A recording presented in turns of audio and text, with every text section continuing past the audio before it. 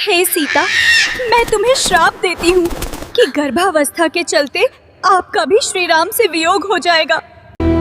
हे सीते, आज से मैं तुम्हारा त्याग करता हूँ। हे नाथ, यदि आप मुझे त्यागना चाहते हो तो मैं आपको विवश नहीं करूंगी। मैं जा रही हूँ। सनातन धर्म के ग्रंथों में बताया गया है कि बुरे कर्मों का फल हमेशा बुरा ही मिलता है, चाहे वो इंसान हो या फिर ईश्वर। इसका एक उदाहरण माता सीता का है, जिसका जिक्र रामायण में किया गया है।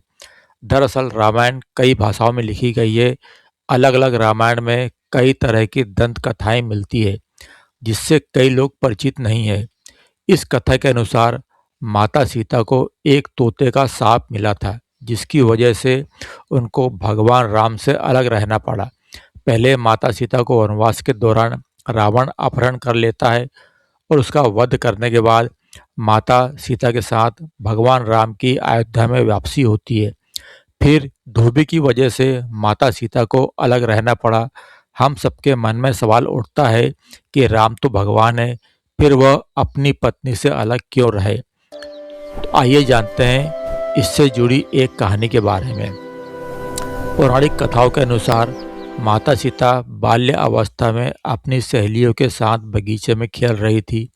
वहीं बगीचे में एक तोते का जोड़ा देखना पेड़ पर सीता बैठा जी था। का विवाह श्री तोता का राम से जोड़ा ही भगवान होगा। राम और माता सीता के बारे में बातें कह रहा था।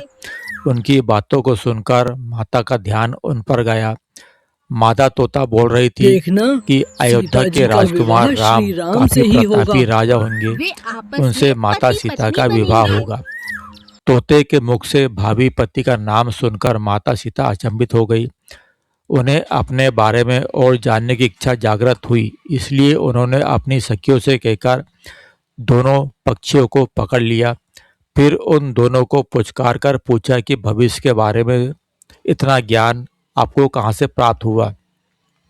तब पक्षियों ने बताया कि इससे पहले हम महर्षि वाल्मीकि के आश्रम में रहते थे, जहाँ हम रोज राम और सीता के जीवन के बारे में बताया जाता था। इसलिए उन दोनों के बारे में हर चीज कंठस्थ याद हो गई। माता सीता ने पक्षियों से कहा कि जिस जनक पुत्री सीता की तुम लोग बात कर रहे हो, वह मैं ही हूँ। मुझे मेरे राम के बारे में और भी बातें जाननी है। तब नर तोता ने कहा कि हे सीता, आपका विवाह अयोध्या के राजा दशरथ के ज्येष्ठ पुत्र राम के साथ आपका विवाह होगा और आपकी जोड़ी तीनों लोकों में सबसे अद्भुत होगी। सीता जी सवाल पूछती रही और दोनों तोता जवाब देते रहे। सीता जी ने कहा कि जब तक मेरा विवाह नहीं हो जाता, तब तक तुम दोनों मेरे साथ राजमहल में रहोगे और तुम्हें वहाँ सारी सुख सुविधाएं मिलेगी। सीता जी की बात सुनकर तोता का जोड़ा घबरा गया। तब नर तोता ने कहा, हे जनक पुत्री, हम गगन के पक्षी हैं, इसलिए पिंजरे में बंद रहकर हम जीवित नहीं रह पाएंगे, इसलिए हमको स्वतंत्र कर दीजिए। तोते ने इसलिए बहुत याचना की। तब सीता जी ने नर तोते को छोड़ दिया, लेकिन मादा तोता को नहीं छोड़ा और कहा कि यह मेरे साथ रहेगी। नर तोते ने कहा कि मेरी पत्नी गर्भवती है, इसलिए ऐसे समय में उसको जाने दे। हम दोनों एक दूसरे का वियोग सहन नहीं कर सकते, इसलिए आप मेरी पत्नी को जाने दें। लेकिन सीता जी ने उनकी एक ना सुनी। इस पर मादा तोता को बहुत गुस्सा आया और उस मादा तोते ने सीता जी को शाप दे दिया कि जिस तरह हे सीता, तुमने मैं गर्भावस्था तुम्हें में श्राप देती हूँ मेरे पति कि को मुझसे गर्भावस्था अलग के कर दिया चलते है, आपका भी श्री राम वैसे से ही वियोग हो गर्भावस्था जाएगा। के दौरान तुमको भी पति वियोग सहना पड़ेगा। इतना कहते ही मादा तोता ने अपने प्राण त्याग दिए। मादा तोता के प्राण त्यागने के कुछ समय बाद ही नर तोता ने भी अपनी पत्नी के वियोग में प्राण त्याग दिए और उन दोनों के प्राण चले गए। इससे माता सीता को बहुत दुख हुआ, लेकिन तब तक बहुत देर हो चुकी थी। तो बताया जाता है कि अगले जन्म में वही तोता धोबी बना जिसने माता सीता के चरित्र पर उंगली उठाई थी और जिसके हे बाद सीते, भगवान श्री राम ने सीता का आज से मैं गर्भावस्था तुम्हारा के त्याग दौरान करता त्याग हूँ। कर दिया था। तब माता सीता महर्षि वाल्मीकि के आश्रम में पहुंची। वहां उन्होंने लव कुश को जन्म दिया।